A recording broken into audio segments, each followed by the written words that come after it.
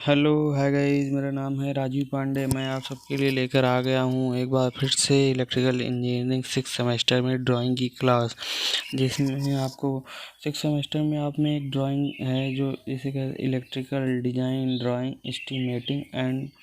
Drawing and estimating second, जिसमें आपको बताया जाता है कि जैसे मोटर को कंट्रोल करना है तो उसके लिए सब पहले चैप्टर में होगा मोटर की कंट्रोल सर्किट, दूसरे में होगा अर्थिंग। तो इस प्रकार से कुछ चैप्टर हैं इसमें। तो सबसे पहले आपको इसमें मोटर कंट्रोल सर्किट जो है उसमें आपको बताया जाएगा कॉन्ट्रैक्टर क्या है, कॉन्ट्रैक्टर क्या है, कॉन्ट्रैक्टर कैसे वर्क करता है, इन सब के बारे में हम आपको बताएंगे। तो क्या होगा कि आपको एक आसानी हो जाएगी मोटर कंट्रोल सर्किट समझने में। तो सबसे पहले कॉन्ट्रैक्टर समझिए। कॉन्ट्रैक्टर क्या होता है, एज ए स्विच वर्क करता है। क्या करता है? एज ए स्विच वर्क करता है। लेकिन अब बच्चों के दिमाग में आता होगा स्विच क्या है। स्विच जो है हम क्या करते हैं, स्विच को मतलब स्विच से कोई भी इक्विपमेंट होता है उसे ऑन ऑफ करते हैं। क्या करते हैं? ऑन ऑफ करते हैं। जैसे हमारे पास क्या होता है, ये सिंबल है स्विच का। अब कैसे ऐसे यहाँ पर कोई पावर लगा हुआ, जैसे हमारा यहाँ पर लगा हुआ बैटरी से, और ये क्या है, बल्ब। यहाँ पर बल्ब है। तो जैसे ही इसे हम ऑन करते हैं, यहाँ पर टच कराते हैं, ये बल्ब क्या होता है, उजाला फेंकने लगता है, मतलब रोशनी देने लगता है। उसके बाद अगर हम इसे ऑफ कराते हैं तो इस प्रकार से स्विच वर्क करता है। लेकिन इसमें क्या होता है, इसमें हम मैनुअली हाथ से क्या करते हैं, अप डाउन करते हैं, मतलब ऑन ऑफ करते हैं तो रोशनी देता है। लेकिन क्या है कि जो कॉन्टैक्टर है, कॉन्टैक्टर क्या करता है कि कॉन्टैक्टर क्या है कि कॉन्टैक्टर हमारा जो होता है, मोटर में 3 फेज होते हैं ना, तो 3 फेज को कंट्रोल करने के लिए कॉन्टैक्टर यूज किया जाता है। कॉन्टैक्टर लेकिन जो है कॉन्टैक्टर वो मैनुअली नहीं ऑपरेट होता, मतलब हाथ से हम ऑपरेट करने नहीं जाते हों, उसमें हम उसके कंट्रोल सर्किट बनाते हैं जिससे हम ऑपरेट करते हैं। तो कॉन्टैक्टर क्या होता है, जैसे हमने रिले देखा होगा कि स्विच गियर प्रोटेक्शन में आपने रिले ही पढ़ा होगा। तो कैसे कॉन्टैक्टर वर्क करता है अभी हम आपको बताते हैं। जैसे क्या है कि देखिए, यहाँ पर ऐसे कॉन्टैक्टर की कॉइल होती है। इस कॉन्टैक्टर की मतलब यहाँ पर जैसे इस कॉइल में यहाँ पर हम बाइंडिंग किए रहते हैं, यहाँ पर बाइंडिंग किए रहते हैं। ये है कॉन्टैक्टर की कॉइल के टर्मिनल है। ये 2 टर्मिनल है यहाँ पर, और यहाँ पर एक ये है, एक ये। और यहाँ पर कॉन्टैक्टर का नेक्स्ट पार्ट होता है, नेक्स्ट वाला भाग, जो क्या करता है, मूव करता है। ये नीचे इसका बेस वाला भाग है, ये मूव करने वाला भाग है। तो इसमें एक ऐसे छड़ लगा रहता है सीधे सीधे। तो इसमें तीन तीन के बजाय और भी लगे रहते हैं। जैसे क्या होता है कि इसमें हमें जितने बनाने हो, जैसे हमें ये हो गया, ये टर्मिनल हो गया, ये टर्मिनल हो गया। तो जैसे हमें क्या है कि यहाँ पर एक ऐसे स्प्रिंग भी लगा रहता है। स्प्रिंग का ऐसे ऐसे ऐसे ऐसे हो सकता है स्प्रिंग, ऐसे स्प्रिंग है ये, मान लो। जैसे ही क्या करता है, हम यहाँ पर चाहे ये इसकी रेटिंग होती है 240 वोल्ट होता है।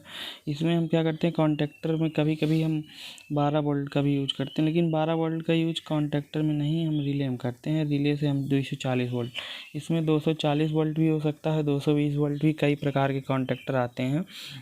तो जैसे हम क्या करते हैं, यहाँ पर 220 वोल्ट अप्लाई करते हैं।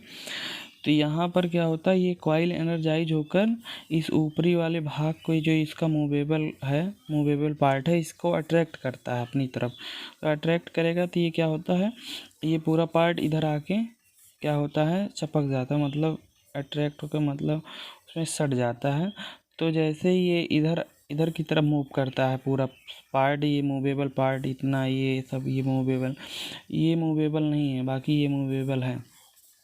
तो जैसे ही ये इधर मूव करता है, ये यहाँ पर सट जाता है। ये क्या होता है, एक इसमें क्या मतलब, ये कंडक्टर होता है जो कि यहाँ पर आने वाले करंट को यहाँ पास कर देता है। मतलब जब ये दोनों आपस में सट जाते हैं, यहाँ पर जो करंट आता है वो यहाँ पास हो जाता है, और ये भी जब सट जाता है तो यहाँ पर जो करंट आता है यहाँ पास हो जाता है, और यहाँ पर जो करंट आता है वो यहाँ पास हो जाता है। अगर मान लो हम यहाँ आर वाई बी तीनों फेज लगाए हों, तो क्या होगा कि यहाँ पर आर वाई बी तीनों फेज जो आएगा वो क्या होगा, हमारे मोटर में आसानी से आके पहुँच जाएगा।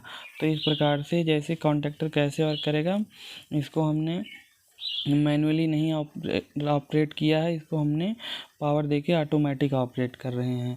हमें मैनुअली ऑपरेट करने जाएंगे तो उसमें 3 फेज आते हैं मोटर में, जो कि 440 वोल्ट हो सकते हैं।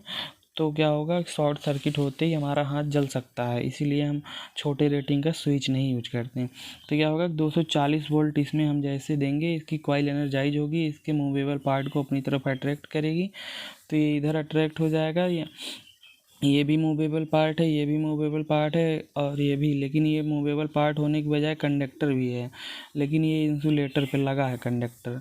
तो ये क्या करेगा, इधर से आने वाले करंट को जैसे ही यहाँ पर आएगा, यहाँ जैसे मूव होके यहाँ पहुँच जाएगा, ऐसे इस पॉइंट पे जैसे पहुँचेगा, ये करंट इधर से पास होकर यहाँ पहुँच जाएगा, ये वाला करंट भी, ये वाला। लेकिन जैसे यहाँ से हम सप्लाई हटाते हैं तो क्या होता है कि ये यहाँ स्प्रिंग लगा हुआ है, फिर इसे क्या करता है, इसे पुश करके उसे पूर्व स्थिति में लेकर चला जाता है। जैसे इसे पुश करेगा, ये पहले यहाँ पर था ना, यहाँ पर फिर से आ जाएगा। तो इस प्रकार से क्या होता है, कॉन्टैक्टर वर्क करता है। कॉन्टैक्टर में ये क्या है, ये जो है मेन मतलब ये, इसे हम एनो भी कह सकते हैं। अभी हम बताएंगे एनो क्या होता है। तो कॉन्टैक्टर में क्या होता है, ये मेन एनो है। क्या है ये, मेन एनो है। यहाँ पर क्या है, मेन एनो है, और इसमें कुछ ऑक्सिलरी भी लगते हैं। ऑक्सिलरी मतलब क्या है कि जैसे ऑक्सिलरी एनो एनसी भी लगते हैं। ऑक्सिलरी में जो होते हैं वो एनो भी लगते हैं, एनसी भी लगते हैं, और किस प्रकार से लगते हैं अभी हम आपको बाद में बताएंगे। जैसे एक बार देख ही लीजिए, जैसे हमें क्या करना है, यहीं पर एक एनो और लगा देते हैं। क्या करते हैं, एक एनो और लगा देते हैं। ये जो पावर एनो है, इसमें पावर जाती है, और क्या है कि ये कंट्रोलिंग के लिए हम ऑक्सिलरी लगाते हैं। ऑक्सिलरी किस लिए लगाते हैं, कंट्रोलिंग के लिए, इस कॉन्टैक्टर को कंट्रोल करने के लिए। किस प्रकार कंट्रोल करते हैं हम आगे आने वाली वीडियो में क्या करेंगे, आपको बताएंगे। ऑक्सिलरी एनो, ऑक्सिलरी एनसी कैसे लगा के हम इस कॉन्टैक्टर को कंट्रोल करते हैं। तो इस प्रकार हम आपको क्या बताएंगे, अब इसमें कॉन्टैक्टर हो गया। अब मेन स्विच आपको बताएंगे क्या होगा। मेन स्विच जो है किस प्रकार से वर्क करता है। मेन स्विच ऐसे होता है कि उसे हम क्या करते हैं, सिंपल हाथ से ऑपरेट कराते हैं, मैनुअली ऑपरेट कराते हैं, एज ए आइसोलेटर वर्क करता है मेन स्विच। जैसे ये है, यहाँ पर 3 लाइन आ रहे हैं, तो ये क्या है कि ये स्विच जो है ऐसे रहेगा सिंपली इस प्रकार से। तो इसे जैसे हम हाथ से ऑपरेट कराएंगे, यहाँ से ये आपस में एक रॉड की सहायता से जुड़े रहते हैं। तो इसे हम जैसे हाथ से इसे इधर की तरफ पुश करेंगे इसके, तो ये आपस में तीनों टच हो जाएंगे, तो यहाँ से करंट पास होने लगेगा। RYB अगर मान लो यहाँ पावर आ रहा है, तो इधर से क्या होगा, इधर में प्राप्त होने लगेगा। तो इसे हम मेन स्विच को क्या करते हैं, ऑपरेट मतलब मैनुअली ऑपरेट कराते हैं। उसके बाद हम क्या आपको बताएंगे, वितरण बोर्ड। तो वितरण बोर्ड ऐसा है जैसे बस बार, हमने देखा होगा जब हम कभी इंडस्ट्री में गए होंगे समर ट्रेनिंग के लिए, तो वहाँ पर ऐसे बस बार लगा रहता है। बस बार क्या करते हैं, ऐसे उसमें तीनों फेज आते हैं, क्या होते हैं, R आएगा, Y आएगा, B आएगा। तो हमें यहाँ से कितने मोटर का कनेक्शन करना, उसी प्रकार से क्या करते हैं, हम यहाँ पे पावर देते हैं। जैसे हमें 3 मोटर का कनेक्शन करना है, तो 2 मोटर का, तो यहाँ से हम क्या करते हैं, R पावर को ले लेते हैं, यहाँ पर एक फ्यूज लगा देते हैं। उसके बाद Y पावर को लेकर फ्यूज लगा देते हैं। फिर यहाँ से क्या करते हैं, ये वाला पावर लेकर इधर से एक मोटर के लिए चला जाता है पावर, और इधर से फिर यहाँ से भी ले सकते हैं हम दूसरे मोटर के लिए भी। तो इस प्रकार से इसे वितरण बोर्ड कहते हैं। वितरण बोर्ड क्या है, इसे हम वितरण बोर्ड मतलब डिस्ट्रीब्यूशन बोर्ड कहते हैं। तो इस प्रकार से ये क्या हो सकता है, डिस्ट्रीब्यूशन बोर्ड। तो इसमें क्या है कि हम कितने भी मोटर को सप्लाई दे सकते हैं, और जिससे ये क्या होगा, हमारा आसानी से सप्लाई चलता रहेगा। जैसे क्या है कि अगर हम वायर से, सिंपली वायर से दें, तो क्या होगा कि वायर में बार बार हम एक मोटर का वायर ले जाकर वहाँ कस रहे हैं, फिर दूसरे मोटर का वायर ले जाकर कस रहे हैं नट बोल्ट से या स्क्रू से, तो क्या होगा कि शॉर्ट सर्किट हो सकता है। तो शॉर्ट सर्किट होने से क्या होगा, जल जाएगा। इसीलिए हम बस बार का यूज करते हैं, जिसे वितरण बोर्ड कहते हैं। तो एक पैनल होगा, उसी में क्या रहेगा, बस बार को मतलब रखा जाएगा पैनल में, जिससे कोई टच ना कर पाए। उसके पैनल के अंदर से हम क्या करेंगे, पावर को लेकर आएंगे। पैनल मतलब एक बॉक्स होता है बहुत बड़ा, जैसे हमारे घर में अलमारी जैसा यूज होता है, तो वहाँ पर ऐसे पैनल होता है। उस मतलब बॉक्स मतलब अलमारी जैसा होता है बड़ा बड़ा, तो वहाँ पर पैनल यूज किया जाता है उसी में। तो वहाँ बस बार उसी में कसा जाता है। उसके बाद बस बार से हम क्या करते हैं, करंट लेकर आते हैं। उसके बाद है पुश बटन। क्या है पुश बटन?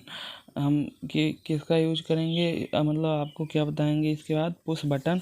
तो पुश बटन क्या है, जैसे पुश बटन ये देखिए आप, यहाँ से क्या है पुश बटन, जैसे हमने इसको प्रेस किया, क्या किया, इसको प्रेस किया, तो ये क्या करेगा, ये प्रेस करने के बाद क्या होगा कि यहाँ पर जाके ये टच कर जाएगा इसे, और इसे दोनों को टच कर जाएगा। ये कंडक्टर होता है, इतना कंडक्टर होता है।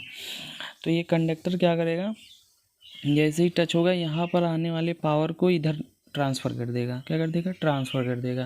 तो ये पुश बटन हो गया। ये क्या सिंबल बना हुआ है इसमें, अब दिमाग में आ रहा होगा बच्चों की, ये क्या सिंबल, इसका मतलब है कि अगर जब तक हम इसे पुश किए हैं तब तक यहाँ पर टच रहेगा, और जैसे ही छोड़ देंगे ये क्या होगा, इधर को फिर रिलीज हो जाएगा, फिर क्या हो जाएगा, रिलीज हो जाएगा।